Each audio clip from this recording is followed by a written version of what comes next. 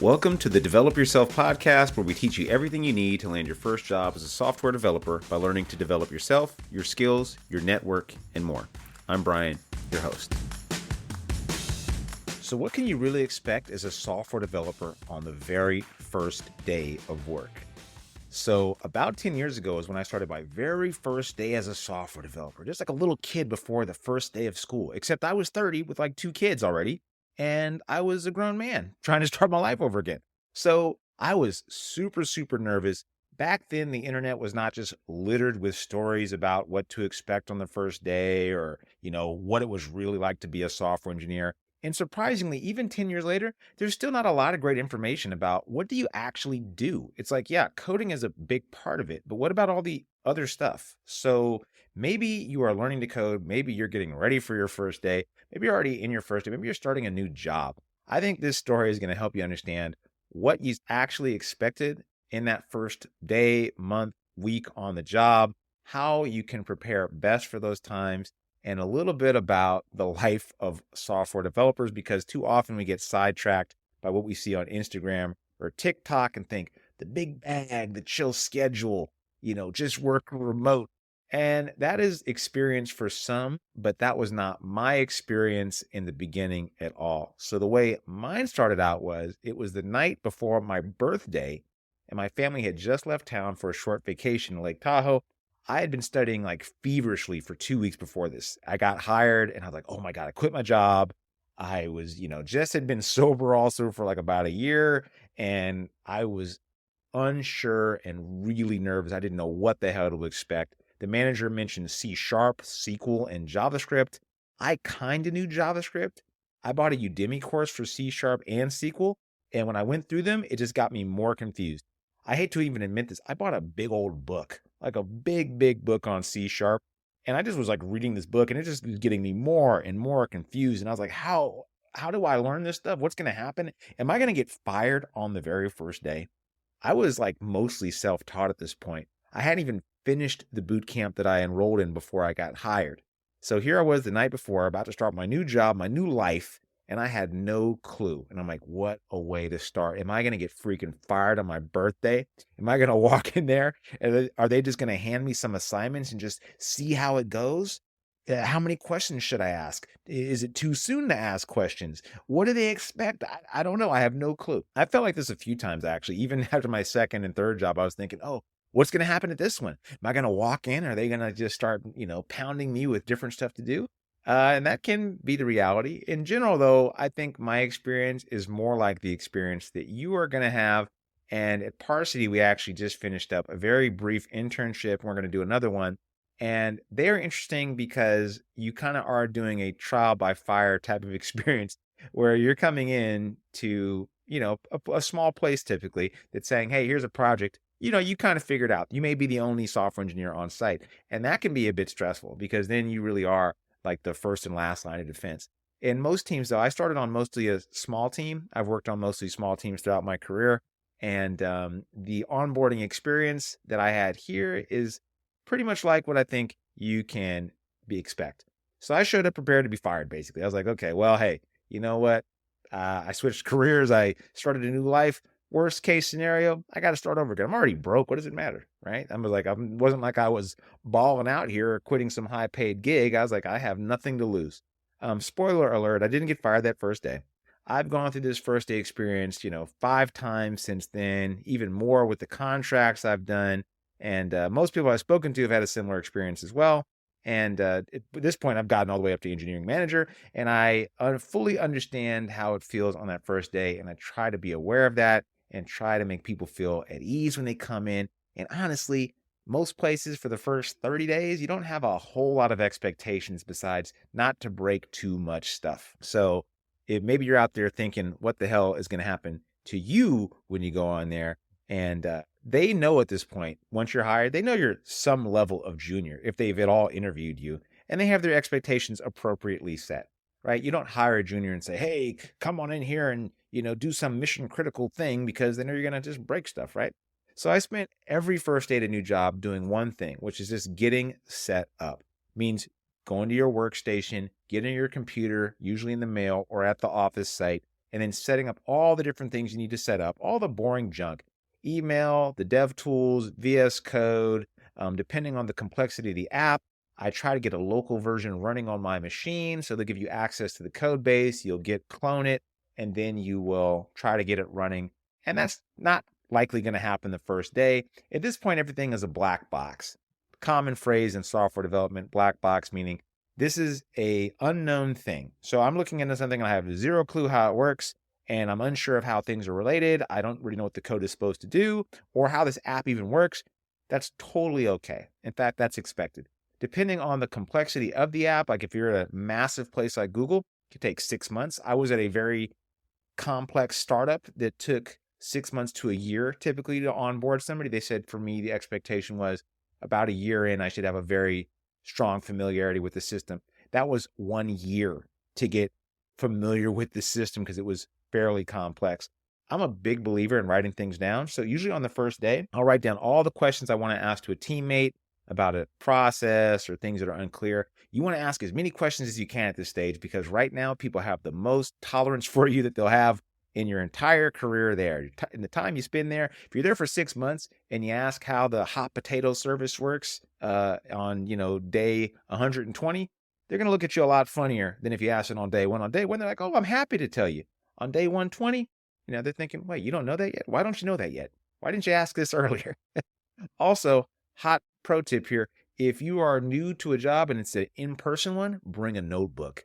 Even if you don't use it that much, it makes you look like you're engaged. And if you have it, you will be engaged because you'll likely be writing stuff down. And writing stuff down is the quickest way to internalize it and memorize it, much better than typing things into your phone or just typing things into a laptop, which is a much more passive activity. Writing things down in a journal or a notebook is a skill that I've taken everywhere I've gone, and I took that from a smarter developer that encouraged me to do it.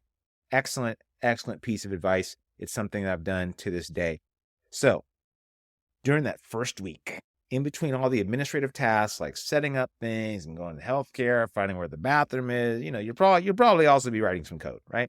Usually one of the first tasks I've been assigned is fairly trivial, and there's not much expectation or urgency around it. So some examples I've been assigned, like change the color of a button. The wrong property is being passed to a function. Add some text to a page. These are super, super common.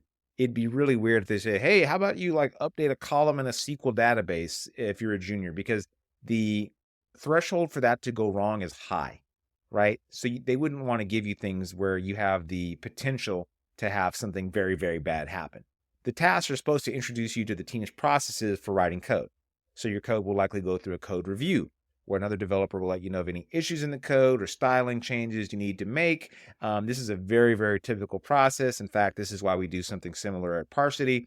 When students write code and they submit it, we have our eval grader look at it and then offer suggestions on their code. It's just kind of like what you're going to have happen in real life, quote unquote. Like when you're at a company writing code, it's not just you just ship it. You're like, hey, I'm done with the code. Boom, let's put it out.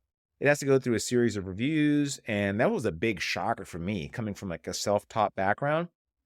And the matter-of-fact style that people use to critique code can feel really cold and intimidating. I got really personally attached to my code, and my advice to you out there or to my former self would be, welcome to code reviews. Critical reviews should teach you how to write good code. Some people are jerks, and you need to be able to separate their jerkiness from what they said in the code. And some people don't know how to do code reviews. So don't assume that because the person is reviewing your code has worked for 10 years, that they know significantly more than you. You'd be shocked how many people have basically been living or writing code the same way for 10 years and haven't actually progressed in their career. So do your best to not be overwhelmed by people's titles. Like people meet me and, I have the title engineering manager. What does that mean? Do you know how I got it? Do you know what I've had to do to get it? Maybe I just got it by luck. Maybe I just slipped and fell into the title. Maybe it means a different thing here than it means somewhere else. Any one of those things can be true. So try to judge the person based on what you see, not on their title, and try to separate yourself from the advice they give you. But code reviews can be really weird because you're having somebody look line through your code and saying, I would do it this way. I would do it this way.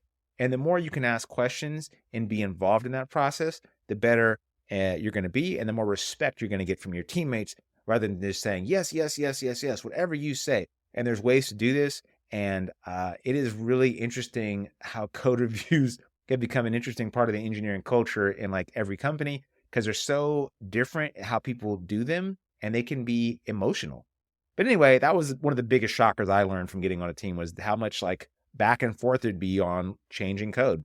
So every team I've joined also has this thing, morning stand-ups. And this was really confusing for me.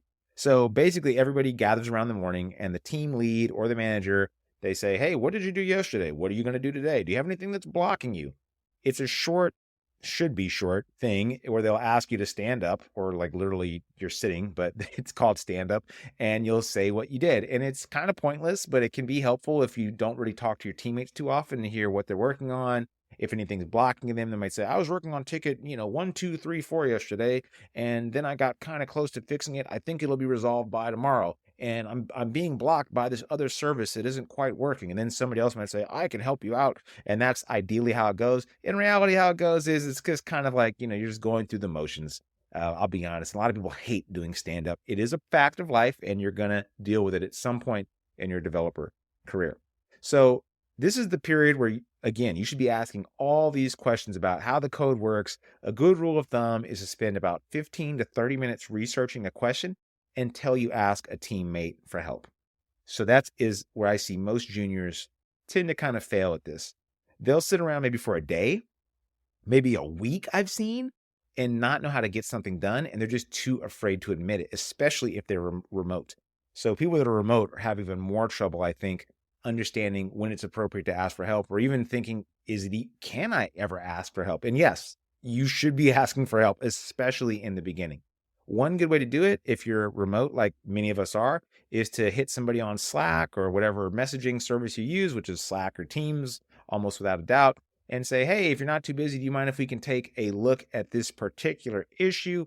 An unspoken rule on most teams is that if a person has their earphones on, you probably don't want to disturb them within reason. If that person's the only person that can get you unstuck, you got to bother them. And for many of your teammates, your questions may seem trivial and they'll explain them really quickly and they'll forget all the years of experience they've had. And I've done this myself. I'm like, oh yeah, you just do this. And I realized, wait a second, that wasn't the right answer. The right answer was to tell them, how did I know that this was simple to do? I have many years of experience behind me now that made this thing seem trivial. I know it's not trivial to them, and I have to keep aware of that. So don't let them off the hook too easily. You need to press them. If things are confusing, you say, wait a second, how did you know how to do that? I don't just want the answer. I want to know how you got to the answer.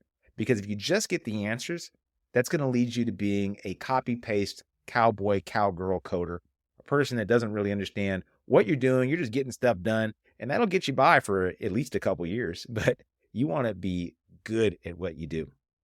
So in that first month, your first month is kind of like your first day. You're living your first day a few times, kind of like Groundhog Day. You're going over that first day a few times. Now, in this period, I was kind of thinking, am I going to get fired? They gave me a bug that I had to finish by the end of the month. I was really neurotic. I was like thinking, am I doing good? Am I not doing good? I had to talk with the manager. They said, hey, here's like your expectations for the first 30 days, 90 days, half a year. And I'm thinking, oh man, okay. And I'm like freaking out because I'm thinking, I don't think I can do any of this stuff right now.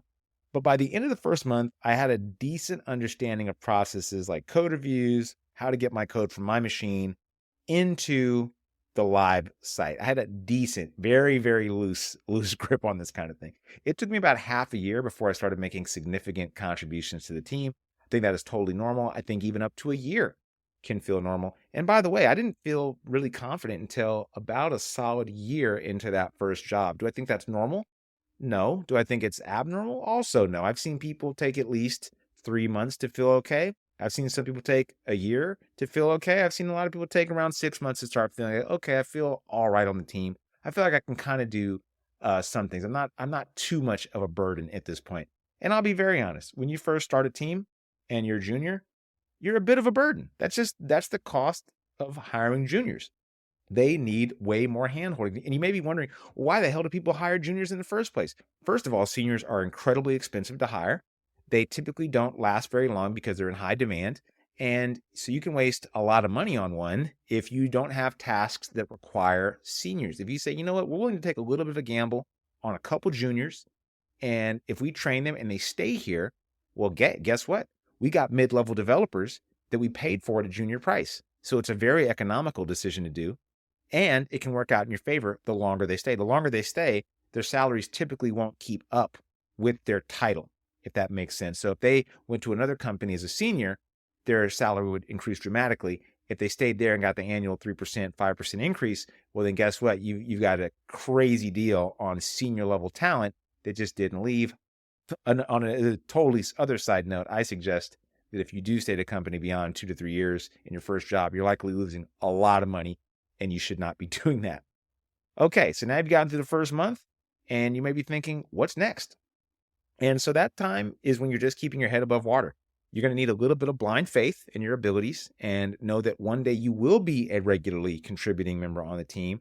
And the few people I've seen do really terrible during this period are the ones who just don't ask questions. They don't write anything down. They don't admit when they're stuck. They just suffer in silence. They're perpetually late. And then they just kind of leave or they're let go. I'll be honest, I've never actually seen somebody fired from a team during this early stage, but I have seen people leave after not hacking it. And I have unfortunately seen people get asked to leave, a year in.